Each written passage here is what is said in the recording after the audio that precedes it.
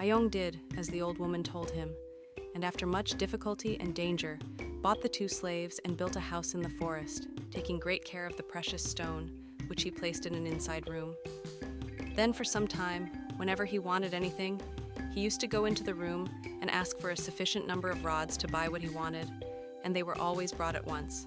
This went on for many years, and Ayong grew up to be a man, and became very rich, and bought many slaves, having made friends with the Aro men, who in those days used to do a big traffic in slaves.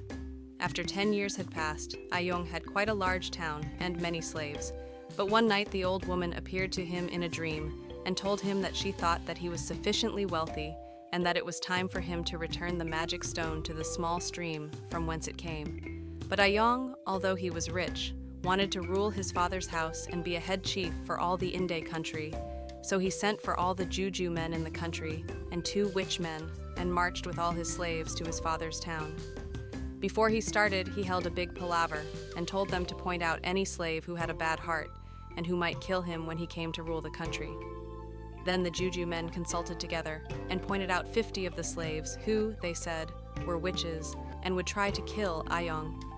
He at once had them made prisoners and tried them by the ordeal of bean, strong poison, to see whether they were witches or not. As none of them could vomit the beans, they all died and were declared to be witches. He then had them buried at once.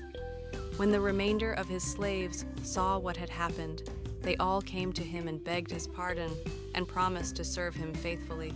Although the 50 men were buried, they could not rest and troubled Ayong very much, and after a time he became very sick himself. So he sent again for the Juju men, who told him that it was the witch men who, although they were dead and buried, had power to come out at night and used to suck Ayong's blood, which was the cause of his sickness. They then said, "We are only 3 Juju men. You must get 7 more of us, making the magic number of 10.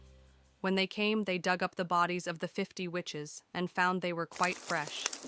Then Ayong had big fires made and burned them one after the other and gave the Juju men a big present. He soon after became quite well again and took possession of his father's property and ruled over all the country. Ever since then, whenever anyone is accused of being a witch, they are tried by the ordeal of the poisonous bean, and if they can vomit they do not die, and are declared innocent, but if they cannot do so, they die in great pain.